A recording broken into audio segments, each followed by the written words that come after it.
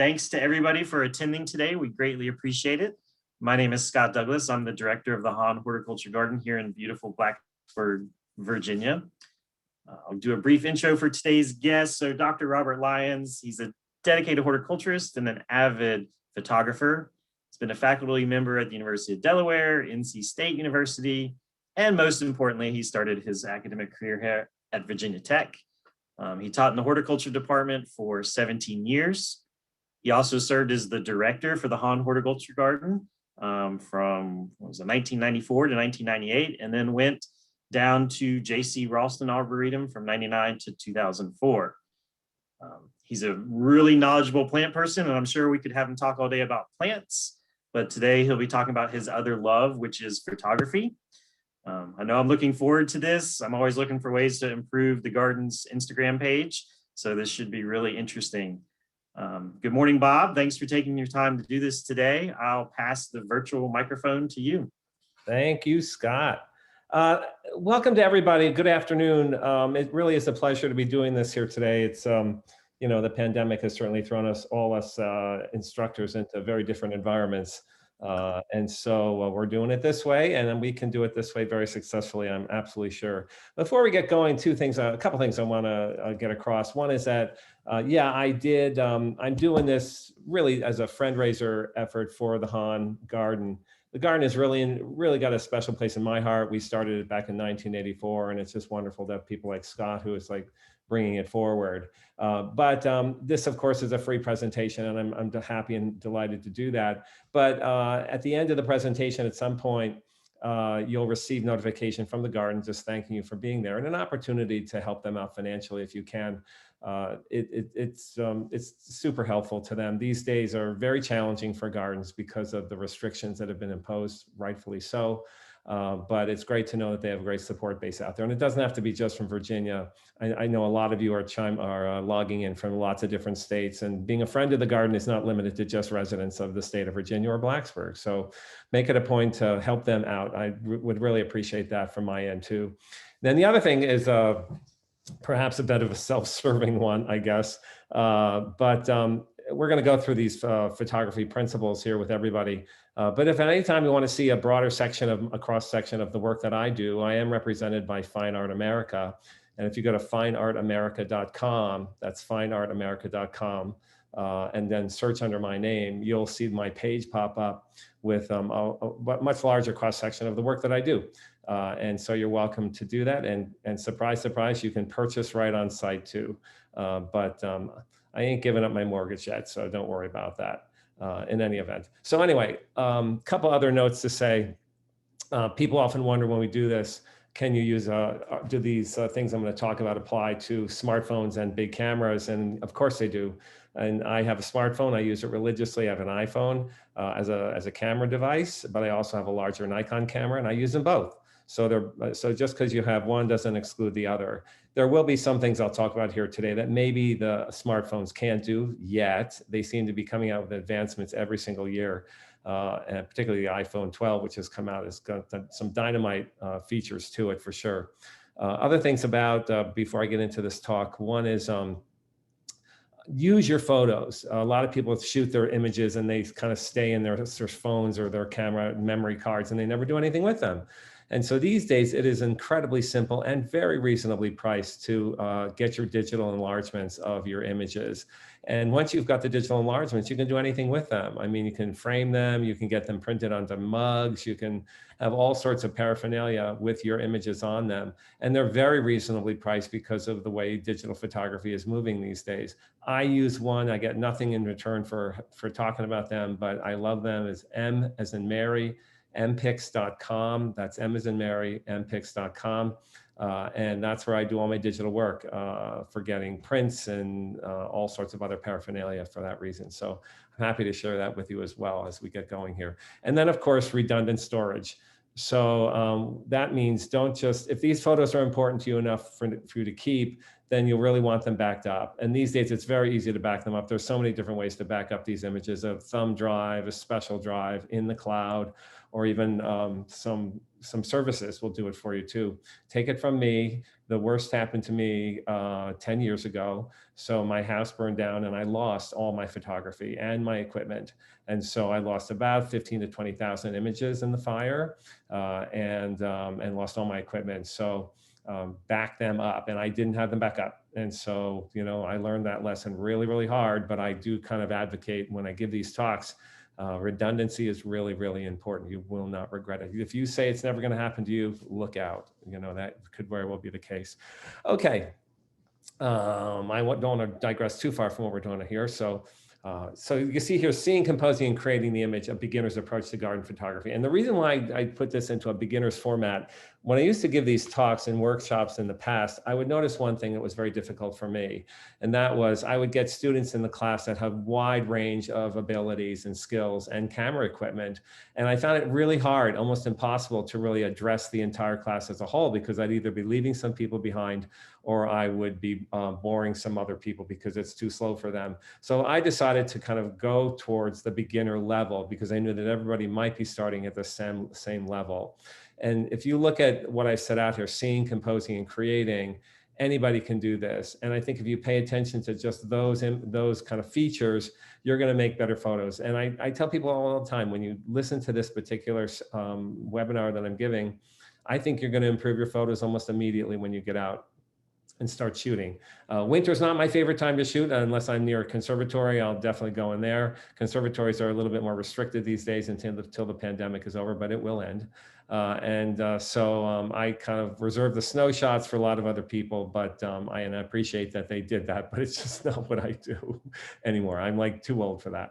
In any event, let's take a look at what we got going here and get into the body of the talk here. So when I kind of look at opportunities to shoot out there, I kind of like divide them into three views: the panoramic, the mid-range, and the close-up view.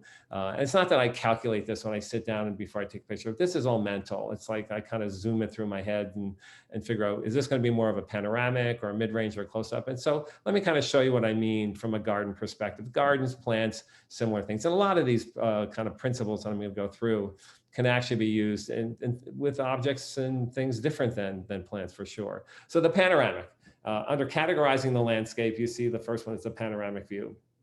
Panoramic, I'm using it a little bit on maybe a twisted level. It's not exactly the panoramic term where it's this incredibly panoramic view is often a setting on a camera, particularly handheld ones. But I just use the panoramic view designation as a photo that's really, really large. And it's encompassing a very large landscape. So let's take a look and see what I'm talking about here. So this would be Nemours. And Nemours is one of the DuPont estates up in the Wilmington area of Delaware. This is in Wilmington, and then Kennett Square, Pennsylvania, where Longwood is, would be another one, and Winterthur, and so the list goes. And if you haven't been up in this area or down to this area or across this area, make it a point once everything calms down to kind of come out and visit and really take advantage of the great photo opportunity. So this is a big picture right here. It's got a large format. It's got lots of aspects in the photo, got a big sky to it. So this is what I'm saying, it's more of a panoramic view. And notice it's in a horizontal perspective. So this is the way most people will shoot. It's because the way the camera comes, if you will, it's going to shoot in a horizontal. But don't forget, and I'll talk about this later more, you can kind of turn that camera 90 degrees and get into a vertical setting, which would be more like this. So this is Mount Auburn Cemetery up in the Boston area. This is an unbelievably horticultural rich cemetery. It's absolutely beautiful, and there's some notable names that are interned there. And plus you can look at this. This is a vertical setting with the temples, one in the lower right, one in the upper left, with great views into the water. This is a great panoramic type shot here. But it's not always easy to do because a lot of people just kind of think this is simply a point and shoot. Well, they'll take the camera out and they'll click it. Take some time, set it up, be patient. And I hate to tell some people this, but oftentimes the best photos are when you go alone. When you're with a bunch of other people, particularly a large group, they are not going to have the patience for you to wait for you to take the photos. I know this from experience, and I respect it. So when I want to do serious photography, I know that I'm going to go alone and really spend some time. I might spend 15 or 20 minutes sitting right here, one, enjoying the atmosphere, enjoying the horticulture and the plants and the environment, but also just trying to imagine what are the best viewpoints. And now with digital, take as many photos as you want and then cull through them when you get back. That's the key point. Cull through them when you get back home. Most important. Remember the old days of slides, that each slide you took was about a 50-cent investment. And so that kind of held some people back sometimes for doing lots of images. But with digitals, the cost of slides has now been kind of turned into the cost of memory. And maybe your time in going through it. So anyway, we've got the horizontal perspective, we got the vertical perspective of the panoramic. I don't find myself in this category too much because I tend to really gravitate towards close-ups, which you'll see later. But I do occasionally see some really good photo ops like this one, where it's like, oh, I got to shoot this. This is great. This is a great kind of a nice postcard shot and worth making a card. And that's the other thing. You can make prints and then get some blank cards from any like Michaels or Moore's and get enlargements made in wallet size and affix them to cards, blank cards. I do that. I've been doing that for, I hate to say it now, decades. And I was delighted to hear some people come back and they have saved them. And by the way, when you do make a card like that, anytime you make an enlargement and put it somewhere for display, sign it so people know that it's yours.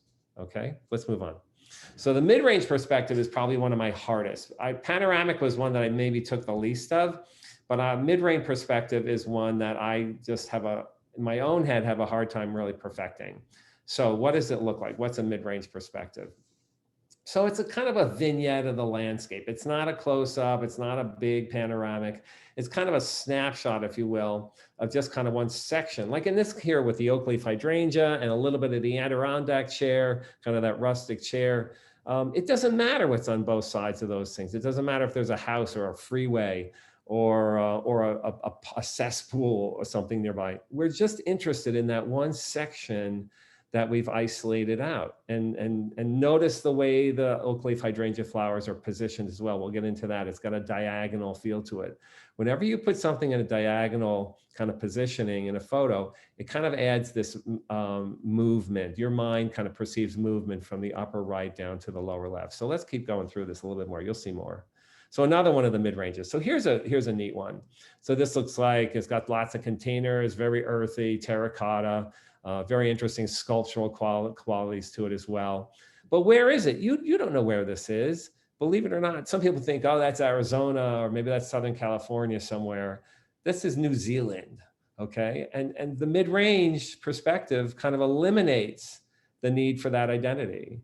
And if you get out there and start shooting, don't forget to kind of zero in on these things and isolate out that section that's really going to make sense. And notice the way that stairwell's going. So it goes from the upper left, it zigzags down to the lower right.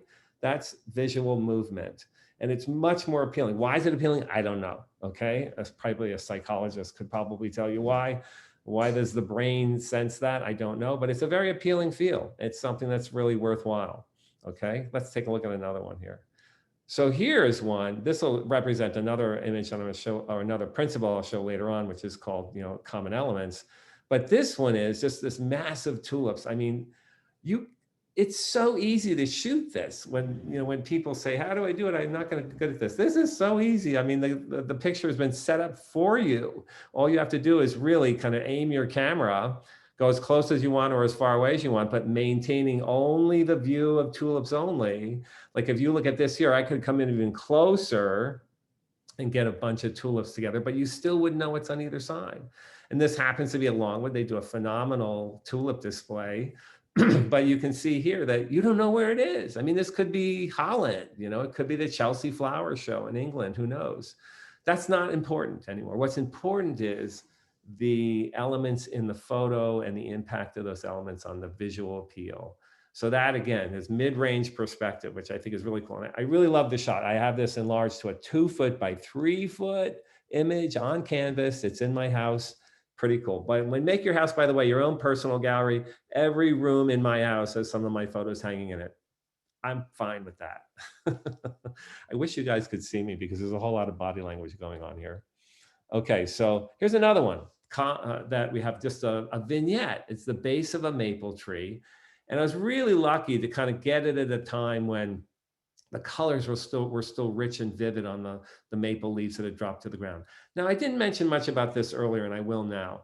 I don't have any problem with Photoshop. Somebody might look at this, oh, this has been Photoshopped. So what? I mean, I think Photoshop is great. It's given photographer artists a great tool to work with. I don't know Photoshop very well. I don't use Photoshop really at all. But in this particular case, I used a built-in processing package that's just kind of built in right into my operating system. And I just kind of mess around with the brightness, the contrast, the fine tuning of that. That's all I do. And I have a lot of great friends that are very talented at this. And I know I've seen the list of people participating in this. One or two of you are right now listening to me. I know that you're very big Photoshoppers, which is great. But I'm here to tell you that you don't have to use Photoshop to create a great photo. I use this photo as an enlargement in my house. I posted it on my Facebook page and it got a ton of likes on it. By the way, Facebook is great. In my case, I'll post images and see what the feedback is. And that gives me a really good confidence for, is this going to sell or not? It's a great feedback platform. Some people will kind of like disparage Facebook. Well, yeah, for a lot of reasons, it's probably not great. But for getting a read on popularity, it's pretty good. So this was, again, subject like mid-range, something to really look at. So then we go into the world of close-ups. I love close-ups. This is where I feel my best at. I practice this tool all the time. I try and get better at close-ups. But I also am helped a lot by one lens that I have. So again, I said that apparatus or equipment, it's not all about how sophisticated you have it or how many you have it. It's how you use it. So after the fire, when I lost all my equipment, I decided I'd be pretty minimalist. And I really only have two lenses in my bag now. One of them is a close-up lens. It's a Nikon 105. It is unbelievably tack sharp and wonderful. It's a Nikon 105 millimeter, and I use it a lot. I would probably say it's on my camera body 75% of the time when I'm shooting. And because of that, I'm super happy with the type of close-ups, because if you don't have a good enough lens, and I've used the close-up rings before, no problem. I like them, I enjoy them, but when I need something that's really tack sharp, I'm going to go after that 105 lens. And I'll show you what I'm talking about here. So in close-ups, I can subdivide it into two categories. The aesthetics, in other words, you can kind of translate that into being suitable for framing, okay, or clinical. And clinical means maybe it's textbook ready. It's not ready for framing, but it's going to be a great teaching tool for sure.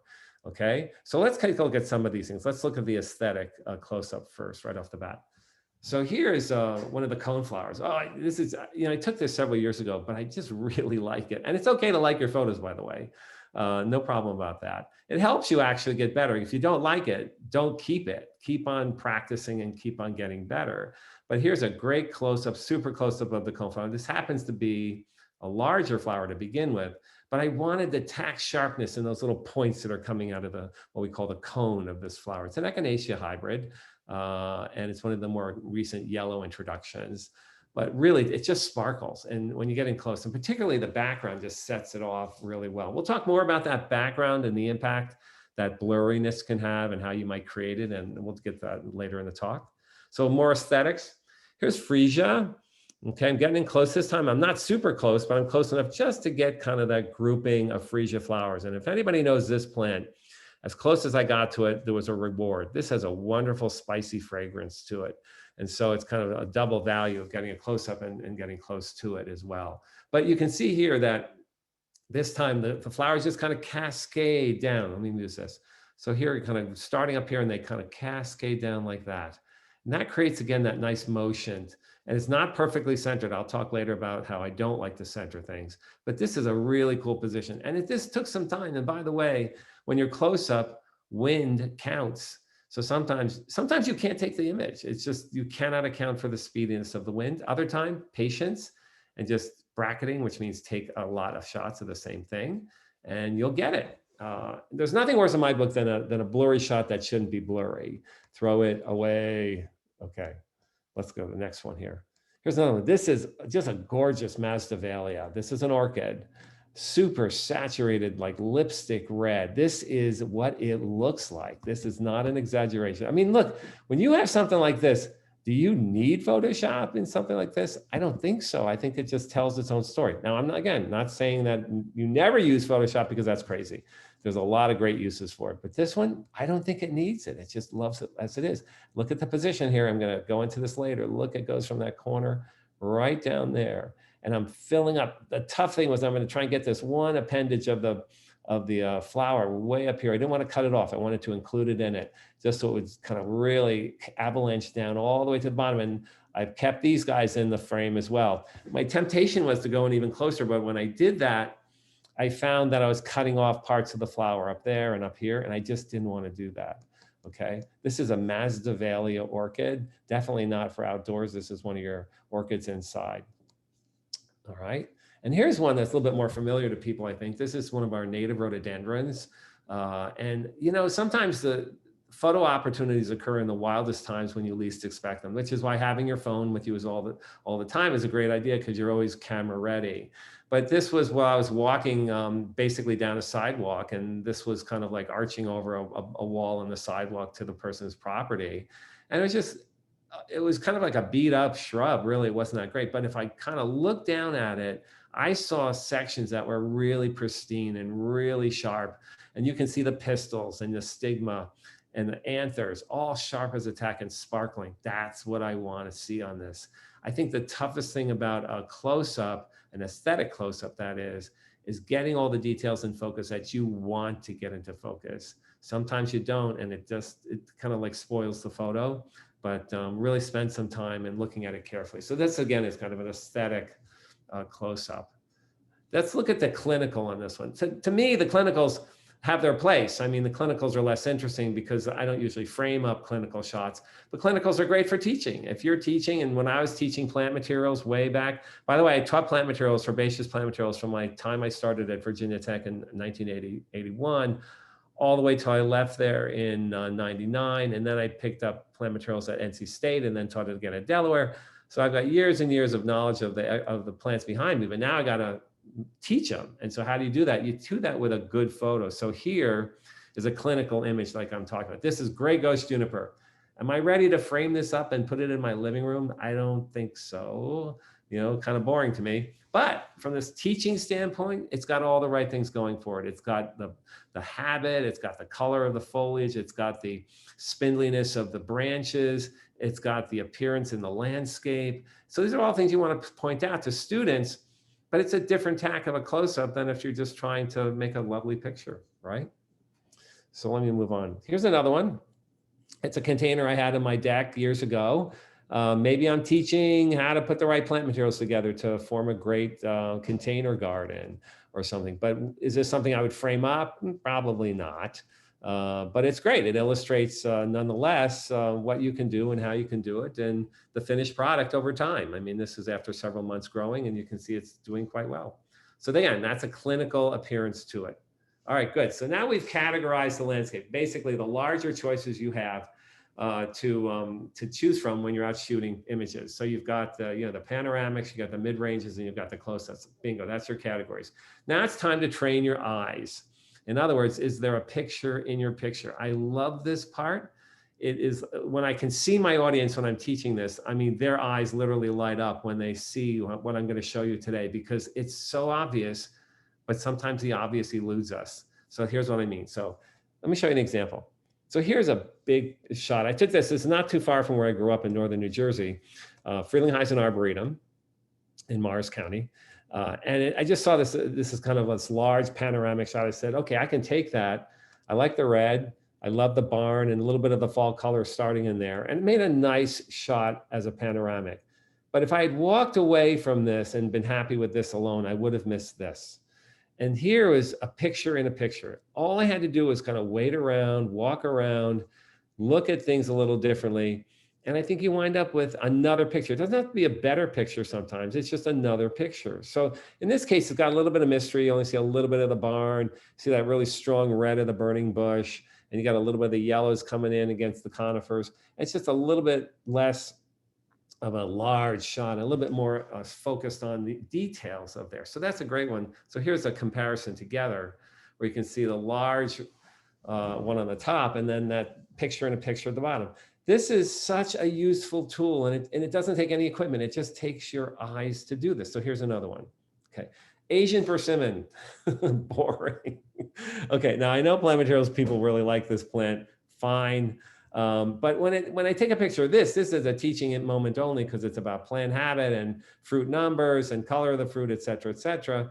But it's not doing anything for me aesthetically unless I just look at it a little bit more closely and see that, okay? And I'll kind of combine these two in a minute so you can see where that comes from. But here now we've got the clusters of the fruit. Okay, now we're talking. Now maybe we've got an enlargement possibility for our kitchen, you know, just kind of fruits and vegetables and whatever. That could be a still life setting in a photo. But then again, that would have been ignored or missed if you had not taken a little bit more time. And here's the comparison together. It's a little bit of like that kid game, Where's Waldo? Okay, so here's like, what we're looking at is this. Where am I going to find this over here? Well, it's right over here. Okay. And so I was standing right in this section over here, and I was just kind of scanning with my eyes back and forth. And all of a sudden my eyes hit this and whoa, what is, and I came in closer. I said, okay, now we're talking about more of an aesthetic rather than clinical. Okay, let me show you one more shot that's not fruit oriented. So this is a Longwood, and Longwood had they have a main fountain garden, but this is their old one, and it had fallen into disrepair, needed a lot of repairs and fixing up and restoration, which they have done. But I had gotten into that area. It was all fenced off. And I got in because I was teaching a workshop there on kind of decay photography, which is a cool subject, by the way. In this case, it's this really long wall ending up with some arches and some gargoyles. They don't spit water any, they didn't at the time because they were broken, but now they fixed all these up and they're great. But I loved this, but if I had just walked away from this, and not to say this is bad, it's got this great perspective going for it, see that? But if I went to a little bit closer, whoa, okay, that's what I would have missed. And this is a spookier one, okay? This is more of that mid-range. You got the gargoyles there and they're disappearing there and they're disappearing there. It's like, whoa, they're gone. That's the last one down there. And then the other end, you've got the vases that are, it seems to go in the reverse direction of being more and more appeared. And each one of these vases and each one of these gargoyles is unique.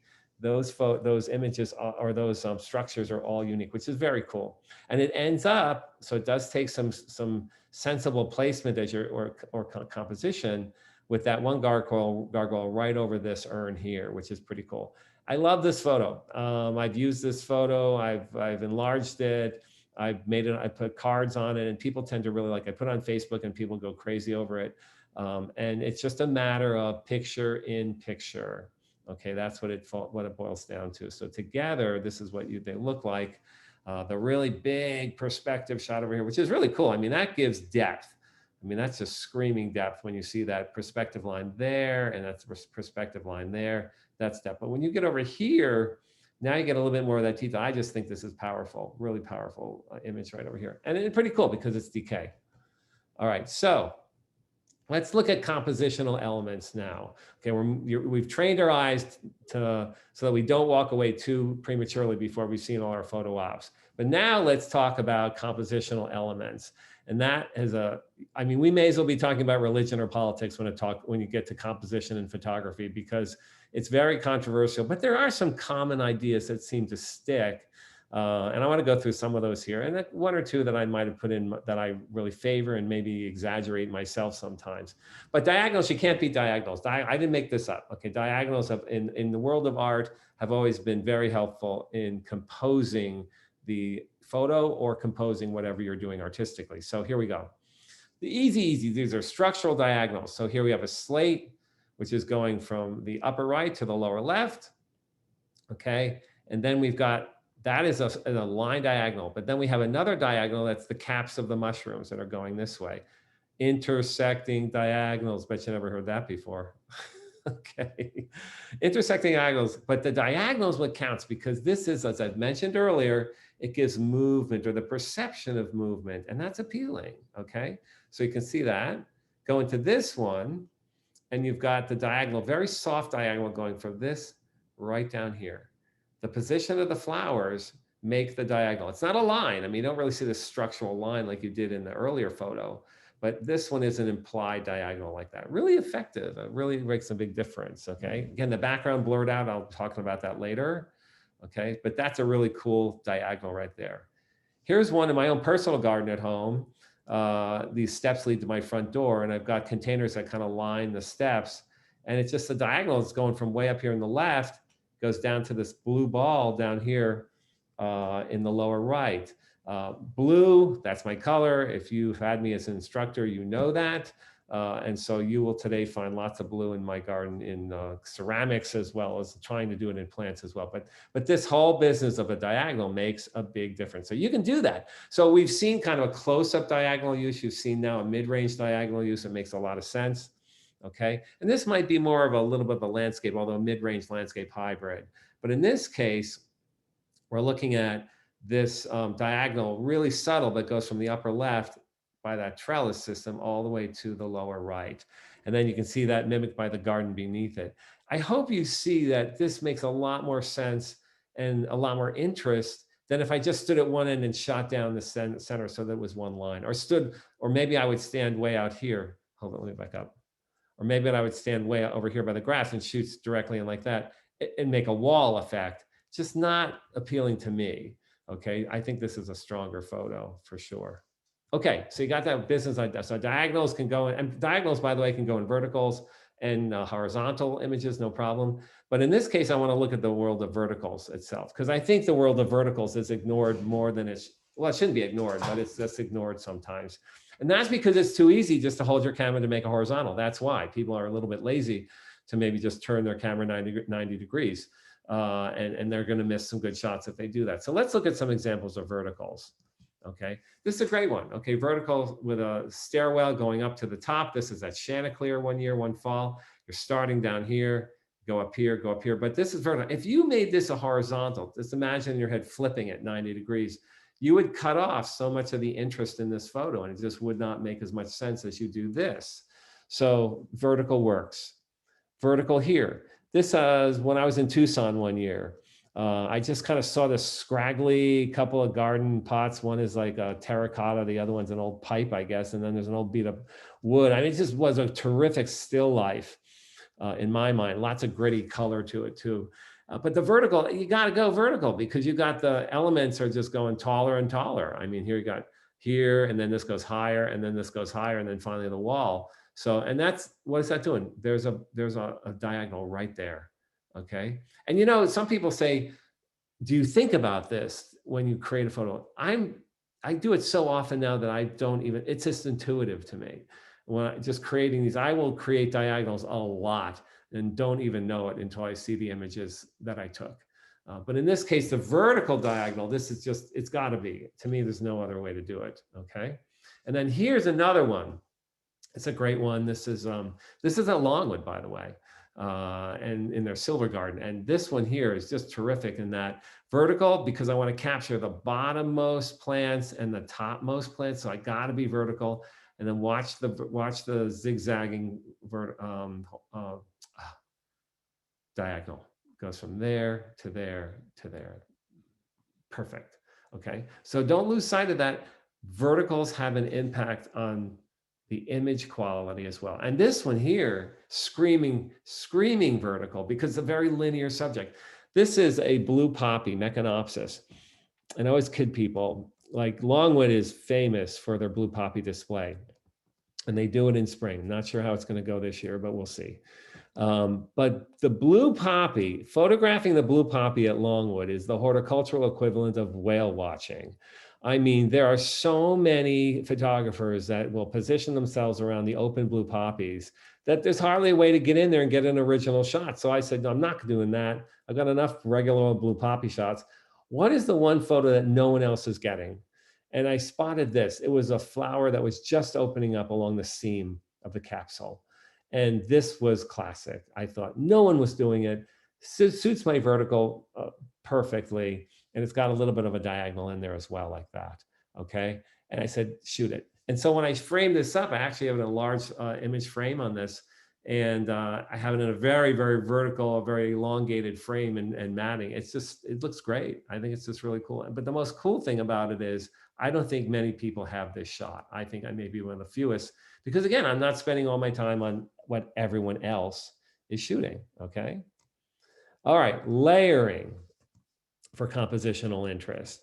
So layering with color and texture, best shown through example. Layering, of course, is going to be kind of something you have to imagine. Okay, here's the Blue Ridge. This is the Blue Ridge. This is why they call it Blue Ridge. I was on the Blue Ridge Parkway actually in North Carolina when I shot this image. Unfortunately, the original is gone because I shot this before the fire. So the fire took this original away, but I did find this image being used in another talk that I had that was at my office at school. And so I was able to extract it out and use it. I love this shot. I've never been able to recreate this shot, but it is a great illustration of layering. Look at the layer that goes on here. Dark here, less dark, less dark. You're zigzagging, right? It's like you're stepping stone your way back, and it just fades away all the way back there. Okay, let's kind of do that again. Stepping stone your way back on the tips of the Blue Ridge here. It's the coolest thing, and it's layering with color and to some extent texture. And not easy to get because sometimes the light is everything. If it were too bright that day, I wouldn't have any of those things showing up. If it's too dark, I wouldn't see any separation between the peaks, okay? But that's one example of the layering, okay? Here's another one, pretty simple. This is, I was down visiting some friends at the beach, came across this, and I found the layering was kind of the dune fencing in the front, then step back to this green bush, then back over here, and then back into the light brown. So I'm kind of stepping, so layering is all about kind of stepping into the photo and kind of going back further and further, you know, in this two-dimensional world that the photo is. And so is this maybe one of the best shots I ever took? No, but it was interesting to show the concept of layering. Never made it into my enlargement pool of images, but I still like it. And so I like it enough that I didn't get rid of it. That's the quality. But this one shows a little bit better. This is the vertical, obviously. So we're starting down here, step in, go to your right, step in, go to your left, step back, go to your brown, and then finally step way back to the conifers. And that's a great example of using layering in a vertical setting here, no less, to really get your point across of having a really nice composition that has real interest, because you can really put a lot of different elements within layering. Okay, but you got to have some differentiation between those elements so it gives the feeling of stepping stone your way back into the image itself. Okay. Then this next type of composition is called fill the frame. I don't know if maybe while I was sleeping one time, it was I heard this in a dream or something and claimed that it was mine. I don't know. I'm probably like nothing's really original anymore. Somebody's thought about whatever you're thinking about, I'm sure. But I love it. Filling the frame with common elements.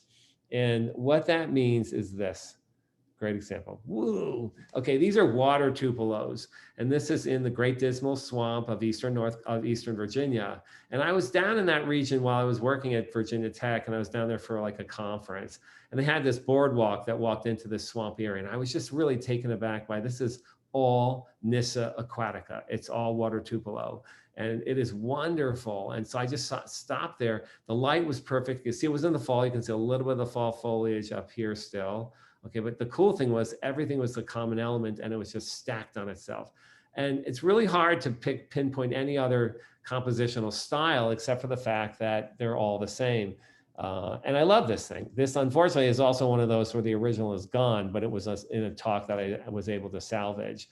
But I love showing this one because this one clearly is a Where's Waldo shot. Okay, can you find the birdhouse in here? I'm going to put my pointer here and move over right there. So it's always kind of fun to, when I give talks like this, to kind of point that out and say to the audience. I didn't even see that, by the way, until I got back and I started to look at this photo more intensely. And then I noticed the birdhouse in the back, which was pretty cool. This particular shot was published in a book called Virginia on My Mind. And it's one of those coffee table books that are only available at Christmas time because nobody really buys them and reads them at any other time of the year, for sure. So, but I was able to get it published in there, which was pretty cool anyway, and got it on and put it on my coffee table so that people could see it. Okay, so that's common elements. Here's another one. Now the common elements here is really the same thing, but it's so capturing the entire frame. This is a Japanese maple, really old one. But whereas most people are going to shoot this from outside the canopy, I went underneath it. Okay, so I went through the branches, got myself by the trunk, and just look up into the sky. And this is what I saw. This is cool. I mean, it's very spidery, and it's got these winding, twisting branches and limbs and trunks, which is pretty much what Japanese maples do.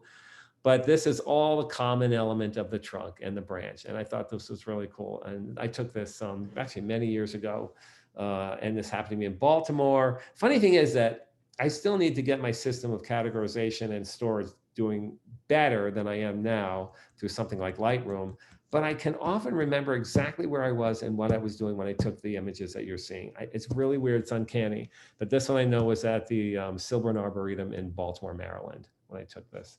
Here's another one. Okay, this is more of a mid-range, all right? Vertical mid-range, okay, you should be able to recite these things pretty soon. And this is just kind of a nice array of the maple leaves, definitely in the fall.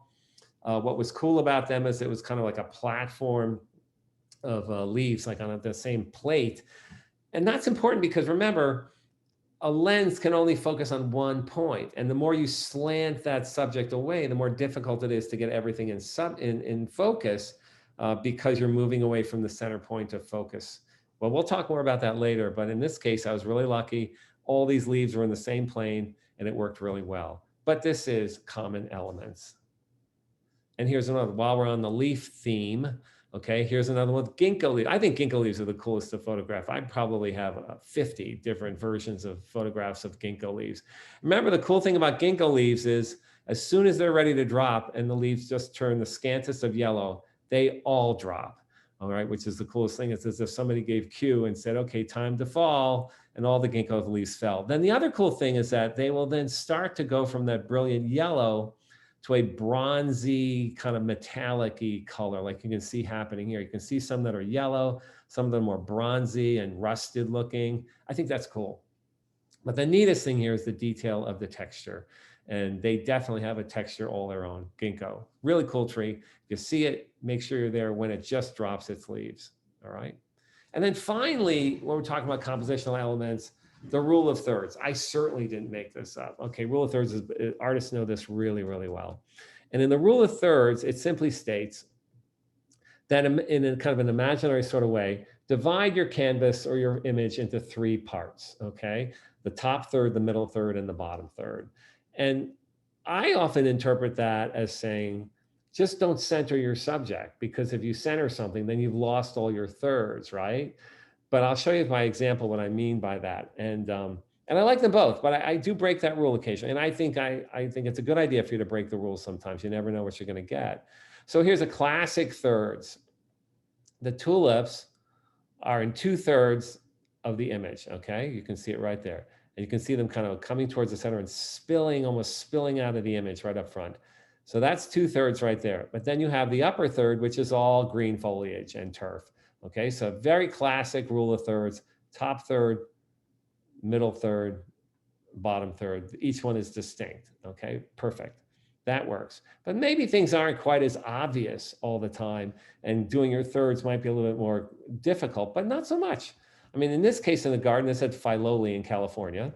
Okay, so here we have the bottom third with these petunias down here, then the middle third with this big vase right here, and then the upper third with the hedge. And so you can do it. And then notice how that vase is not bullseye center. It's pushed over a little bit. And you can tell that the distance between the edge of my photo and the pot here is much smaller than this distance over here. Okay, so I don't really want to, I don't want to center it as well. It's like my pet peeve. And everybody is prone to centering their subjects. Every time I see students with their cameras and they say, here's some pictures I just took, everything's centered. I say, move away from the centering. I think you'll make it more interesting. Okay, here's another one, a little bit more complicated thirds. This time it revolves around the blue flower. So the blue flower is in the upper third. Then we have kind of an absence of flowers and mainly foliage in here. And then we drop down here where we pick up the larger flowers. So the lines are not as discrete as in the other thirds that we saw, but this is really still following the rule of thirds very, very well. And it's just by coincidence that they've all been verticals, but you can do the rule of thirds in horizontals as well, okay? And how about breaking that rule? Of course we break the rule, we do it all the time. Okay, so here's one of a rose. And that center point is where the rose petals are unfurling. It's bullseye center in here. It's something I would ordinarily tell students don't do, but I think this works really well just to kind of see that spiraling, which kind of comes out like this. Here's another one. This is Dahlia. Okay, and this is where I've gone to fill the frame as best I could with the Dahlia. I went head on to the flower so that it was all on the same plane, so making focusing a lot simpler and easy. And this one is hard to tell. It's a square format, so it's neither vertical nor horizontal. It's just filling up the frame. But all the details in the flower, okay? And all the bullseyes going on the center of that flower right here in the center of the image here. So it works. I mean, but I've taken my share of bad ones that don't work, and I've learned how to throw them away. And that's really important. Get rid. Here's a rule. I mean, here's just something to think about. If you don't throw away the things, the images that you took that you didn't think were good, you're always going to be comparing against them. So if you take some shots today and 50% of them are not so great in your mind, but you choose to keep them, then when you go out shooting next week, and then you compare what you did then to what you did before, you're still looking at bad images. So you're never really advancing. So you really need to get the energy up together and get rid of the bad ones. Don't throw them away, and consider what you're going to use them for. You know, most people don't use their images for anything more than just nice memories and everything, which is great. But otherwise, they're just going to sit around and take up valuable memory. Okay, so that's breaking the rule. Oh, here's another one. I forgot I put this guy in here. So here's a monarch butterfly, of course, on Verbena bonariensis. And this is not dead center, but it's certainly a center point of this image here, more of a square. And that's what, I kind of get away with my centers a little bit when I'm using a square format to them, and they seem to fit really well, for sure. But this is a great, it's just a great image with butterflies, and who doesn't like monarch butterflies? And when you have them by the right plants, they're just happy as can be, getting nectar, and you can set them up to take a picture. Just a clue that might help you is go out and shoot monarchs early in the morning, because they're still trying to warm up so they can get going in the daytime. They tend to be slower, and they tend to not fly away as much if it's in the morning, because they're still trying to warm up. So you could do that. But I've seen some bad monarch shots, and I've seen some good ones. In this case, I've just chosen to get the image when the wings are withdrawn in.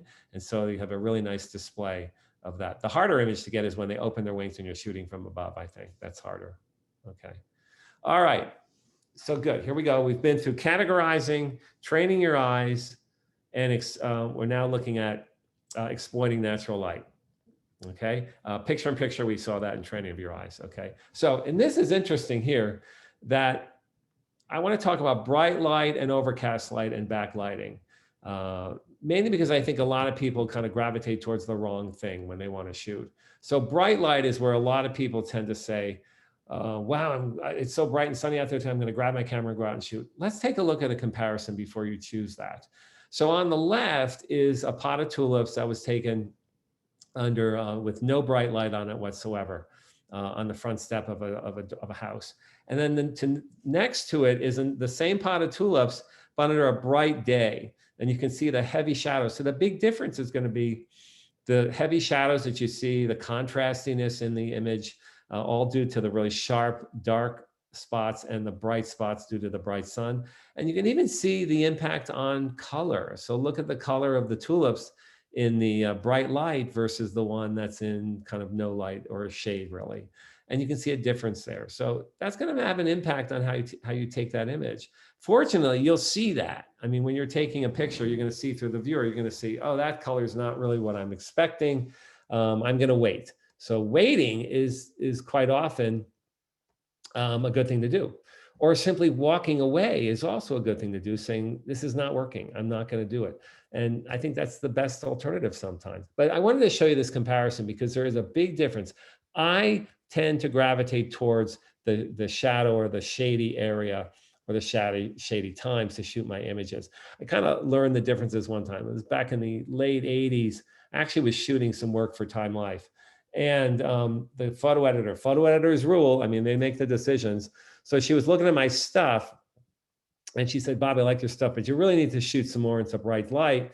I'd like to see some more contrast. And I said, well, I really don't like to shoot in bright light. I like to shoot in the shade. She said, well, I could probably find another photographer who could do this.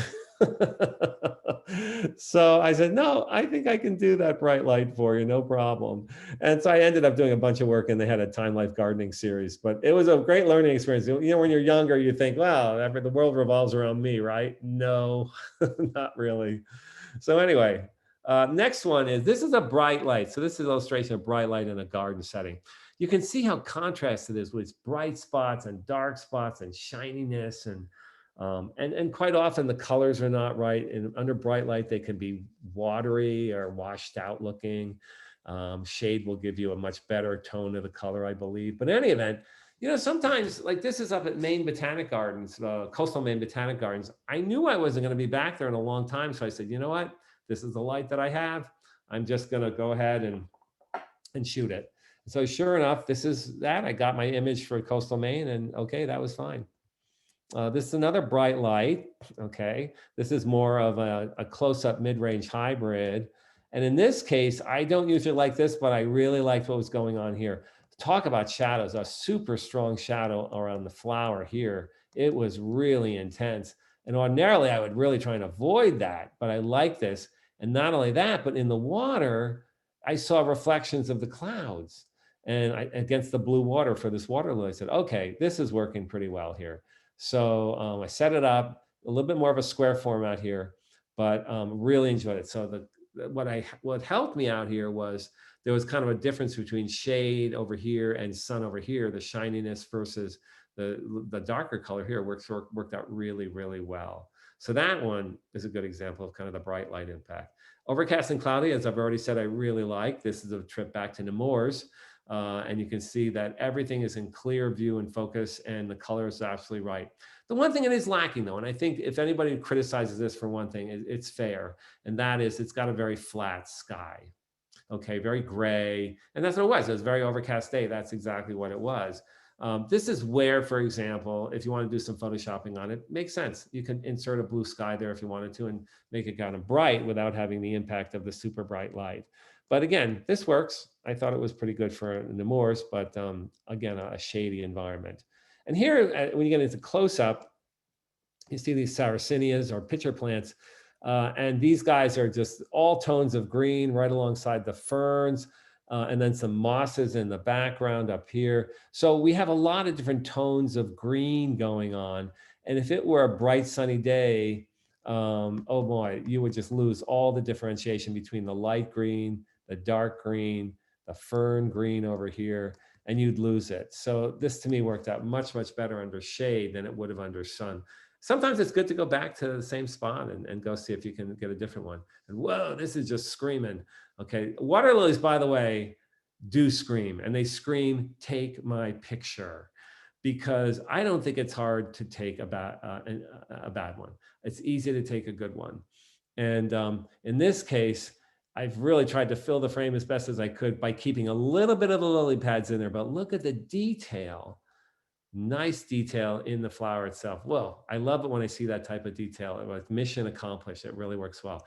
And that shadiness, by the way, allows us to see the green striping and the gradual creaminess of the flower itself. Same thing over here, little drips of water, nothing wrong with that. And then the greenness in the pads themselves. So again, that's what the shadiness is going to do for you. Backlighting, I don't do very much of, but it is something I like to illustrate because lots of times instructors will tell you that avoid backlighting at any cost, don't do it. I don't know about that. I mean, I think that you can make a decent backlit situation. This is one with purple cone flowers. Okay, the light backlighting means that I'm shooting into the light. That light's coming to the back of the subjects. And so it should make a bright rear side, but a darker front side. And that's what's happening. It's kind of like hot spots. You can kind of figure those as those bright spots as hot spots in the flower. And boom, there's a hot spot there. So it's just not my favorite, but I've seen really effective ways of doing backlighting before. It's okay. Here's another example, which I do like. This is in Anza Borrego Desert down in Southern California. And you can see these are jumping cholla cactus. These are crazy, and are they nasty? But when the light is just right, it forms that halo or outline around the projections from the cactus. It's really cool, but it's also a warning. You do not want to be walking in there because, first of all, those needles are painful, and they scatter on the ground. They actually asexually reproduce by dropping chunks of themselves on the ground. Or if some unfortunate animal walks through and a piece breaks off on them, it's really hard to get off. And wherever they get it off, it just roots in the ground and starts growing. So jumping cholla is crazy time. It makes a great photo though, particularly for backlighting. Okay, now I saved kind of the best for last. This is called depth of field, image focus versus depth of field. This is where the difference is going to separate between people that have smartphones and people that have the larger cameras, the DSLRs.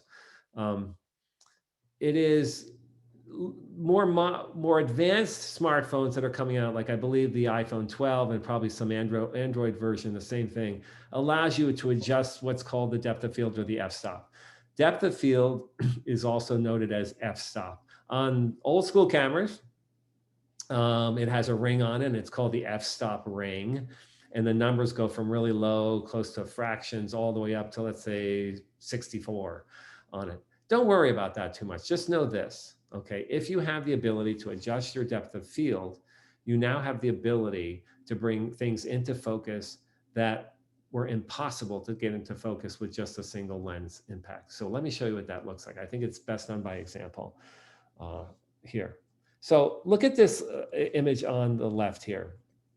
And this poker flower, you can see it really quite well, and you can see foliage behind it. And then I can see enough of the detail to see what are called crocosmias, okay, right behind here. And so, I mean, there's enough detail for me to see that, all right, which is great. I focused only on this right here, okay? I'm only focusing on the flower. So what is coming into focus in the background can only do so if I have a strong depth of field, or what I will say is a high F number on the camera. I'll show you this. If I didn't, this is what I would get. So here I'm focusing again only on, in both of these photos, I'm focusing only on the cluster of flowers here.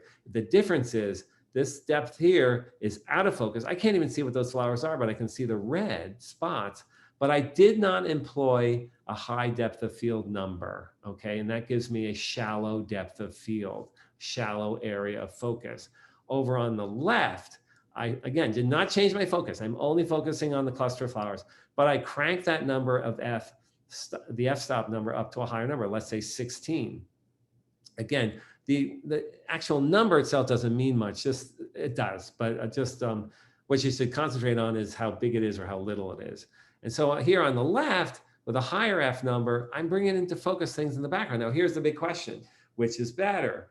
I can't answer that question because some people like one over the other, but I can tell you for subject isolation impact, the one on the right is going to be better. And you've seen a few of these in my presentation so far, okay? I'm probably going to run a little bit over. Don't worry about that. We'll get this done. Here's another example, and hopefully it'll mean something. So on the left, I'm focusing only on this flower right here.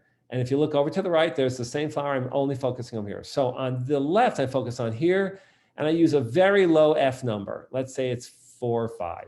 So you can see it drift away as unfocused flowers all the way to the back. I mean, this is sometimes called soft focus, all right? And it makes a big impact on the overall aesthetics of the image. Now, this one on the right, I haven't changed my focal point. I'm only focusing on this flower, but I cranked that f-stop number up to maybe 20. And all of a sudden now I've got all these other flowers coming into focus behind there. Great. In a situation where I'm trying to teach them, I would gravitate towards the right. In a situation where I'm trying to frame them and enlarge them, I'm going to gravitate towards the left. But it all boils down to the depth of field that you're choosing. Now, if you think you're out of this game, if you have a smartphone, not yet, not so fast. If you get into the iPhone 8 and better, they have something called a portrait mode, okay? They don't tell you this as much, but the portrait mode can be used to create something similar to what I just showed you here, to create that blurry background, to create that soft focus, okay? You don't have as much control as you do on the larger cameras, but it's possible, and I've done it, and it works pretty well, okay? But here's some examples of low depth of field or soft focus as aesthetics. And this really works for me. So if you go to the right, that purple flower here is an agapanthus. Wow, look at that background though. It's way out of focus. And so that subject stands beautifully against it, right? Okay, but the game you're playing with your subject and your depth of field is how much or how little do I have to work that depth of field to give me that effect? So in the purple agapanthus, if I have too high of an F number here, I'm going to start bringing in detail in the back, which I don't want. And yet if I have too little, I won't have the elements of the flowers in focus that I want. So it's tricky. So what do? Take a bunch of pictures, some with them, some without them, see what you like. California poppy, I was lucky enough to have these flowers on the same plane, but I didn't want the background too much to be in focus. Low depth of field. Over here with the marigold, very low depth of field because I wanted everything to be really soft and ethereal and kind of, well, all these photos here, like on the one from the marigold, you know, it says something like on your 50th wedding anniversary, lovely. Or over here, it's like, we miss you so much in California. Wow, I am talking to my computer screen here. This is really, really weird. So in any event, there's your soft focus right there. And that's done by the shallow depth of field. Here's another one which uses a shallow depth of field. I really focused in on only this strong tulip here, and then the rest are very shallow focused. Okay, let me see what my time looks like. All right, I'll go a little bit longer. So this is moving through some examples that pretty much show the same thing. Low depth of field, subject isolation. And finally, the high depth of field, illustrated by wanting a lot in focus. You can see that. And that's with a high number. Most cameras are going to be pre-programmed to give you high depth of field because that's what people want. But where you can adjust it yourself, it's really wonderful. So again here, this is a blue sky. This is a natural blue sky, one of the few natural blue skies I've gotten, which really works well. All right, so final notes. Practice the fundamentals. Start to develop your own style. Shoot what you like. Shoot as often as you can. And compare compare what you shoot today against your past, and you will improve. Patience makes perfect. Concentrate on seeing. There you go. Thank you so much for doing this. This is great. I usually like to see the faces of my audience, but I can't. But this is great. Let me sum it up again by saying one. I'm doing this really to help out the folks at Han, to give them more kind of a wider recognition. So when you receive something from them, I hope you'll kind of join in and help them out financially through a membership. That would be terrific. And if you want to see more of my stuff, go to Fine Art America. That's all one word, fineartamerica.com. Search on my name. You'll bring it up and you'll see what I'm doing. So again, thanks guys. Got some questions? Scott. Thanks, Bob. Yeah, no, we've got a couple questions. Actually, surprisingly, not too many. So one question was circling on the Nikon 105, asking if that was a macro lens as well. Yes, actually it's called the Nikon 105 Micro, but yes, it takes macro work. Okay. And then somebody else wanted you to expand on what other lenses you typically use besides that 105. Yeah, I have really only, I think it's one other lens, and it's a 30 to 250. So it's got a telephoto that's built into it. So that's what I'm using it for, more of a telephoto impact. Yes. Okay. Couple questions about if you're using a tripod or not. Absolutely, I'm using a tripod. I mean, for two reasons. One is I ain't a kid anymore. Okay, so I'm 66 years old. But I was also diagnosed with Parkinson's about 5 years ago. And so my left arm is pretty useless. And so the tripod is absolutely essential. Okay. And then how much cropping are you doing? Are you doing it as you're taking the picture? Are you doing that in post-processing or? Yeah, my cropping is done afterwards. I don't do very much in the field, but what I will do sometimes is anticipate. If I take a picture, I'll say, you know, I think I'm going to crop this when I bring it back. So I will make sure that I have the right elements there to do my cropping. But I wouldn't say that I'm always shooting to the crop. I actually like to shoot to what I want to get. And I don't say, oh, I'll just crop this when I go back, because I'd rather spend all my time taking good photos than back cropping stuff. Okay, good. And then I guess what format are you shooting in? Are you shooting JPEG? Are you shooting RAW? Great like question. What file type? Great question. I shoot in a fine JPEG, and I have some good camera friends that scream at me all the time and tell me I should be shooting RAW. When I'm ready to shoot and start storing in Lightroom, I will take their advice. But right now, a raw file is too big. So fine JPEG. Okay, great. And then somebody asked about the arboretums or public gardens that you're taking, if you could provide a list maybe of some of the places that you had photos posted from.